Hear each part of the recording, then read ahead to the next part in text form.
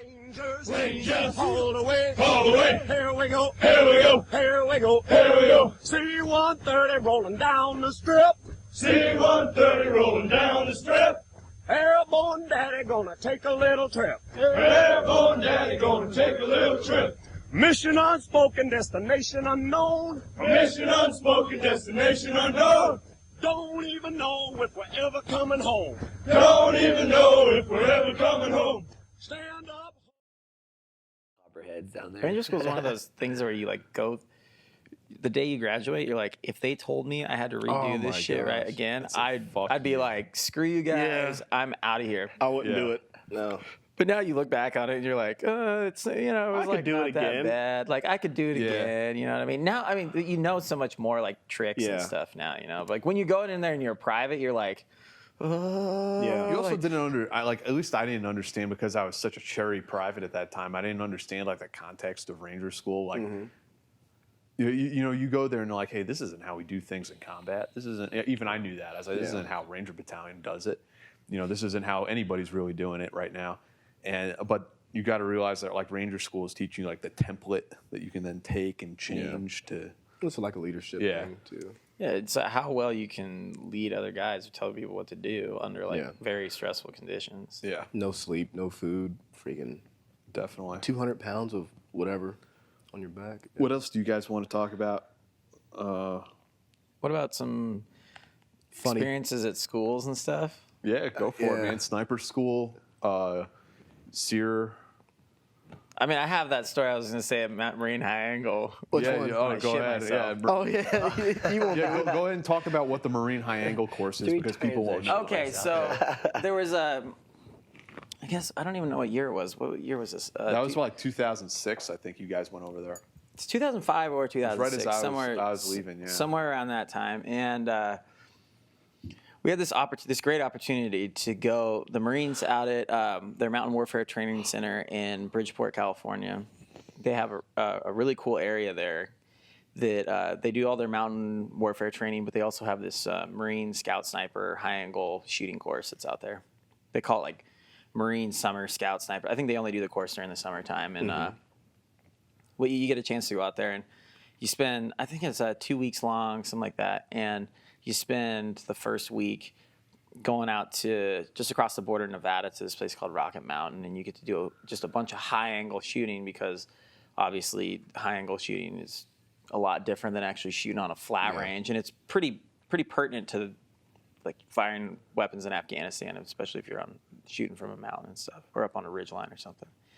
But anyway, so we go do that. We spend about a week doing all that, and we do a qualification and everything, and then we do a field exercise. We do a little like some tracking stuff, some kind of survival stuff while we're there, and it was just a great course. It was one of those times in battalion. It was like I think battalion like rethought their process when they actually after we did it. Like I can't believe we let those guys actually do that because Robbie Johnson was in charge of us at the time. VA had just left to AMU. No, he went over to 1st Platoon, over to ACO. Yeah. So Robbie was basically the platoon sergeant at the time, and he's an E6. We had some E6 squad leaders, and he flew out there ahead of time with Rush, and then they were like, okay, you guys are going to drive yourself out there because they figured out with all the rifles and everything we were taking with us, it was going to be cheaper if we drove. So we got a Ryder truck and two 15-passenger vans and drove from Georgia to California. And they gave us a week to drive there and a week to drive back. And so we got I made so much money in TDY and stuff. Yeah. But the highest ranking guys that are in charge of us are, E6s. And we're just like just stopping all over the place, pulling all kinds of shenanigans. It was great. I mean, we had a really good time. So we do this field training exercise, and we humped in. I don't know. It wasn't real far, but it was like a full day of hiking in with our rucks and stuff. And we had to get up onto this ridge line, and we were going through the school. There was a scout sniper section of Marines that were going through the course at the same time as us, and they're really good guys. They're great. Those guys were crazy. They'd drive to Reno every night and go play craps and stuff. And so they were on. There's this big valley, and we're on one ridge line of the valley, and they're on the other side of the valley, on the top of the ridge line, and we had to set up kind of like this hide site. And I remember it was June, but it got real cold, and it snowed a couple inches on us in June. I remember waking up, and we're like, I'm under this big log, but like there was a bunch of snow that got in on me, and I didn't bring I had no bivy sack. I just had like my like green sleeping bag, like that like little piece of crap thin one that they give you. But I had eaten, it was either a bad MRE or something, and I got like really sick. The Hershey really, squirts. really sick. Or the Claymore shits. Yes, yes. And I wasn't feeling well at all. And so we had to get in this position, and we watched these guys. They had this whole scenario set up down in the bottom of the valley. You'd watch, it was like supposed to be like a terrorist training camp.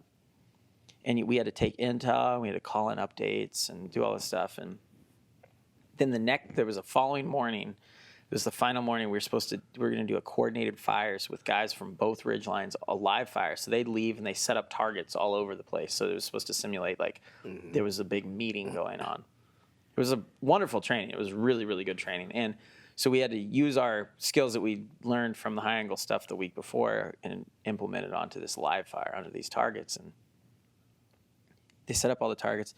And I think the live fire was supposed to be like it was in summer. It was like that, right around the summer solstice. So the days were really long. So I think it was like 6:30 in the morning. The sun was coming up. We were supposed to do it like right around sunrise when you could see well enough. And it was probably like 5 minutes before we're supposed to take a shot. We're all gillied up. We got like our little hide site set up. We're all up on this ridge line. I'm sitting there and I'm in the prone. All right. Man. I'm in the prone behind my gun, and I've got Sergeant Case on one side of me, and I've got Staff Sergeant Lynch on the other side of me. And I go, and I'm sitting there, and we're kind of like checking out the wind. We're figuring stuff out. And, okay, you got everything. You got your distance dialed and everything. We got that all figured out. Everything's good to go. And I think like, oh man, I gotta bust ass. And I like, dude, just full release shit myself. It was literally like somebody took a whole can of Jiffy and just packed it in my ass crack. Like here's my ass cheeks. It was like there was no breakdown. It was just solid straight across, just filled, dude, just like completely filled my ass crack. And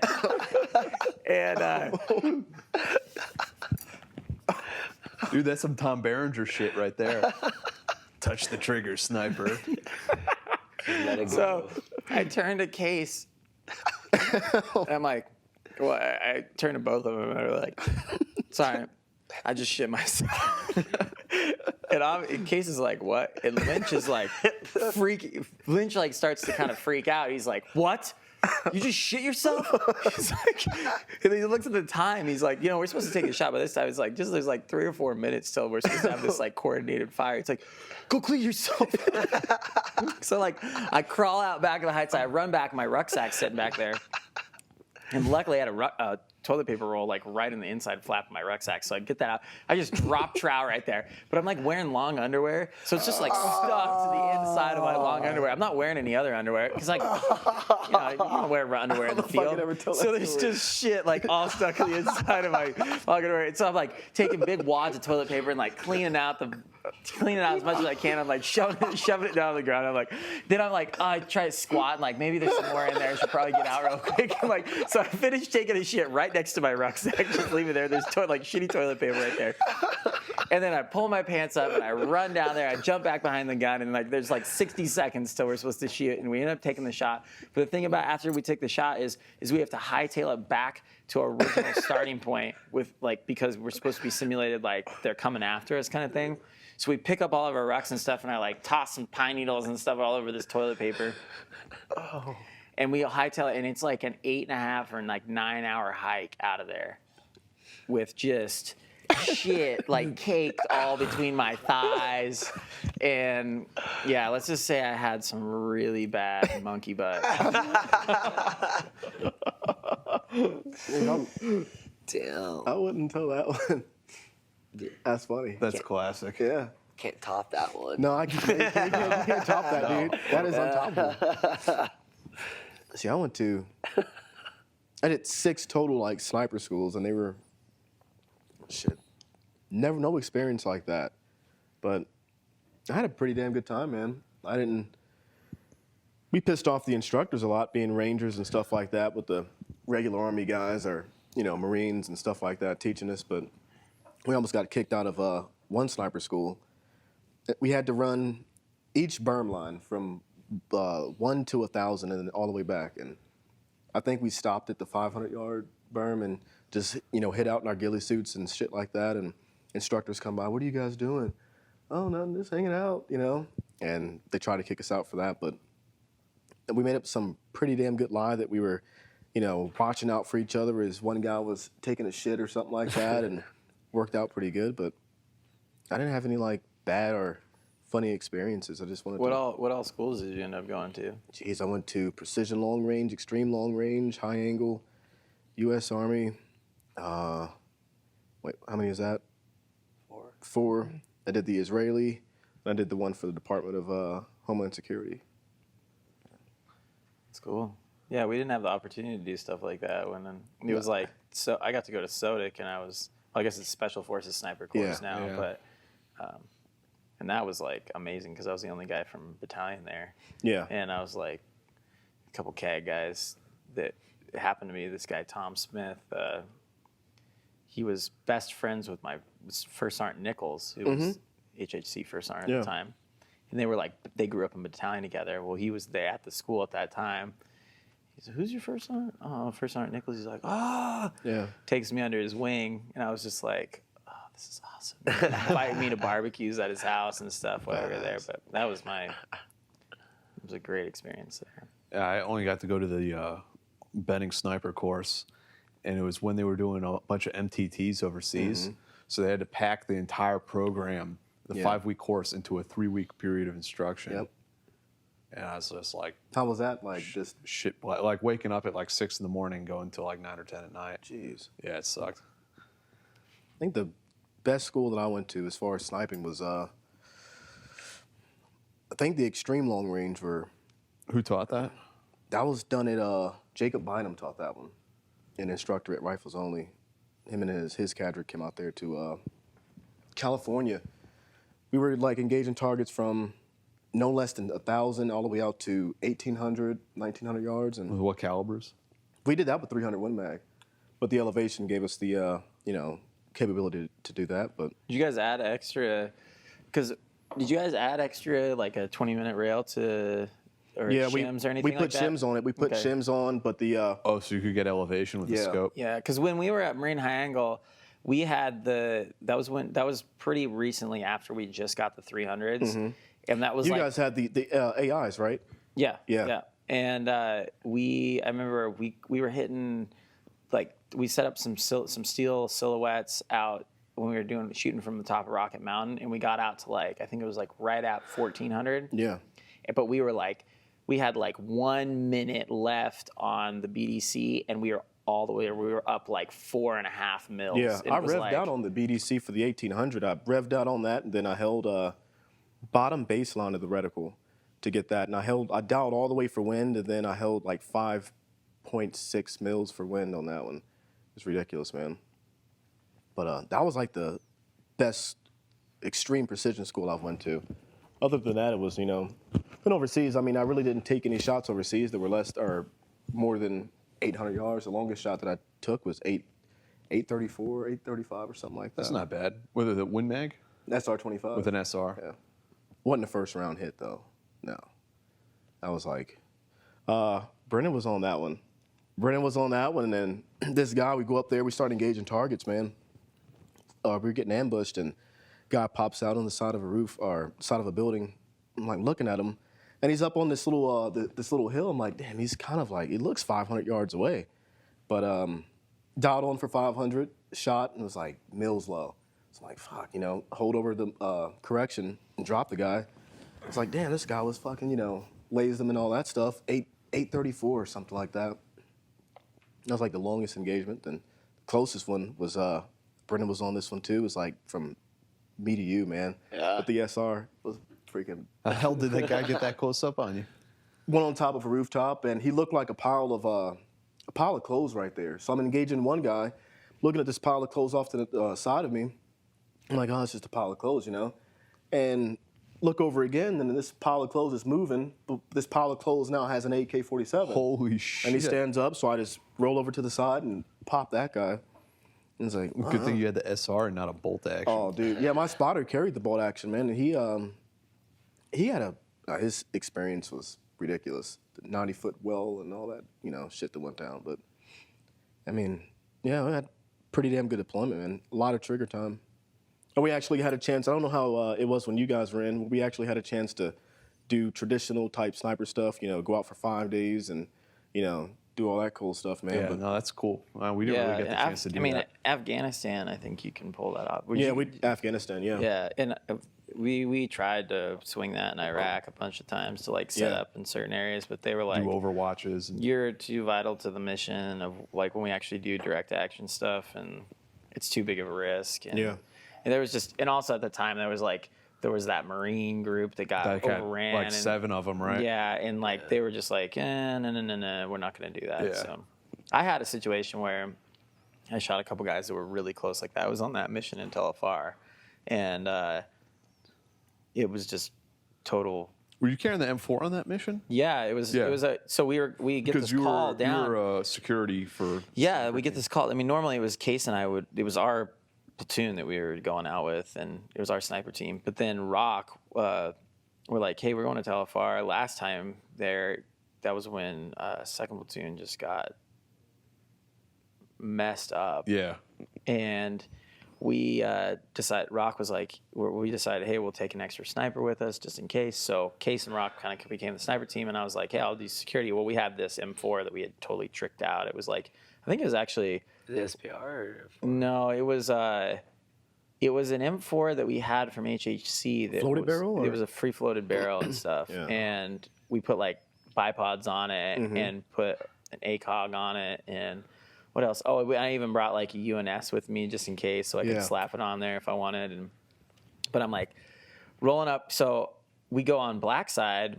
You know, those houses are stacked back to back. Yeah. And this one had like a little alleyway that ran between the rooftops.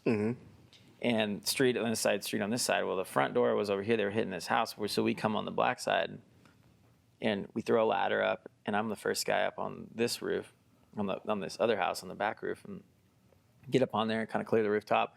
Rock comes up behind me, and there's just trash and shit like on the rooftops like they are in most houses in Iraq. There's stuff all over the place, and there was this old tire sitting over there in the corner, and in this wall, we got up to it, the wall, we thought, well, we'll be able to see right onto the rooftop of the objective. I know it's close, but at least we're up here, you know, and we can cover these guys. Well, the wall was really tall. You couldn't tell in the imagery that it was taller than all the other walls of the houses around there. So we grab this old tire and throw it up against the wall, and Rock's like, all right, I'm going to try and get up on here, and we might just jump over to the rooftop right next to the target house, so that way at least can have eyes on.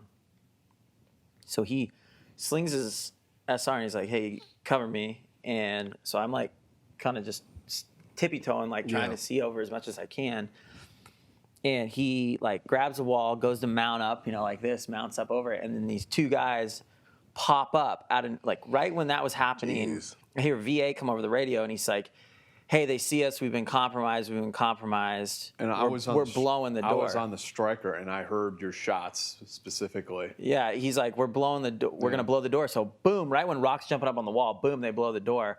Well, these guys, I guess, had like been like either up on the rooftop or were like they right got near warning. the top. Yeah, they had already, once they had seen them, they'd already started taking off. They come up through the cupola, they jump the little gap, and they were about to jump onto, they hadn't jumped the gap yet. They had jumped up on top of this chicken coop. And so they're standing right there, and they like freeze, turn towards Rock. And they both one guy had a Glock with him. The other one had one of those like Iraqi Berettas. Yeah. So I'm like, oh shit, like, and I fire like Rock's head's right here, and my barrel's right here next to his head.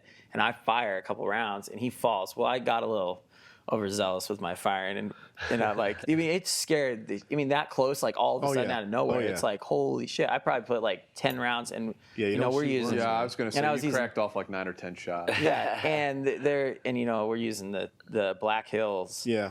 And 77. Yeah, the 77, and it's like pop, pop, pop, pop, and But I climb over there, I get over on top of these guys, and they're laying there, and I'm stepping. I'm like, I keep like sliding and slipping on these things. I'm like, what the heck is this? So I like take a little pin light and look down. Brain matter. And there's grenades, Oh. like all over the place. These guys had like stuffed their man dresses with grenades, Jeez. like pockets full of them. When they fell, they all like rolled out of the pockets.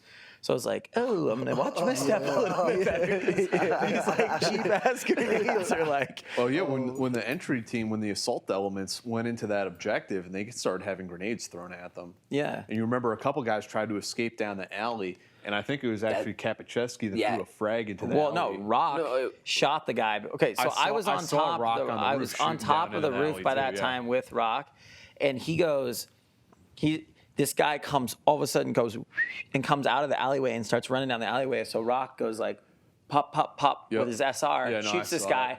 Like 2 seconds later, we hear frag out because they didn't realize the guy had been shot.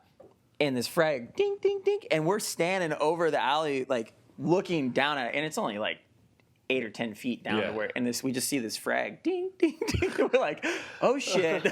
So we roll back off of the rooftop, boom, that thing goes off, and they had that hidden door inside the room. Yeah. One of the intel guys got shot through. He got shot through the earlobe. It rode the inside of his neck and then popped out underneath the skin right before it hit him in the spine. Jeez. And then the PA was the one that killed that guy. The PA did? The PA was the one that killed him. Yeah. Jeez, man. Because it was just the two of them in that house. Everybody else had gone next door. That was just crazy. And then Colonel Castles had AC-130 drop like 20 105s on those two Yeah, the houses. whole There was way rocking the town back, that night. all you heard was this. On the way out of Telton Bar. We were watching it on ISR, and it was just like, Yeah, I mean, it in was houses. constant. Remember, they had the Terp just yell out in the neighborhood, like, if you live around here, please go to a family member's house or something. Because It's about to get real. Yeah, we did that a couple times, about to actually. fuck everyone up in this area. That was a wild, wild.